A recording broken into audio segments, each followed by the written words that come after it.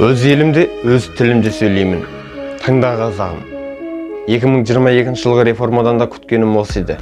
Өкінішке орай, жоғарыдағы мәңгүрт орыс құлдардың қазақ тілінің бұлыңғыр болашағына алаңдайтын уақыты жоқ секілді. Сол себепті өзіміз алысып жан беріспесек болмайтын сияқты. Орыстың саясаткерлері өз елінде емес, өзге елде өз тілінің мәртебесі үшін алысып жүргенде, біздің басшылар өзге тілде сөйлеп жүр, сайрап жүр. Сол себепті өз елімде, өз тілімде сөйлеймін атты челлендж бастадым. Ол үшін шарттары оңай ғана. Менің Instagram парақшама өтіп, соңғы постты историяң ал, челлендж қабылда және тарат. Астына атақты блогерлерді, танымал адамдарды белгіле. Тіпті Қасым-Жомарт Тоқаевтың да аккаунтын белгілеп қой.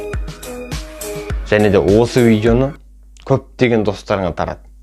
Миллиондаған қаралымдар жинасын, жаңалықтарға шықсын. Егер де бұған назар аударылмайтын болса, біз мирный митингке шығатын боламыз және күресті тоқтатпаймыз. Себебі намысшыл қазақтар әлі көп. Елім деген, жерім деген, қазақ елінің, қазақ тілінің болашағы үшін жанын беріп, жанын қиятын азаматтар әлі көп. Алға Қазақстан!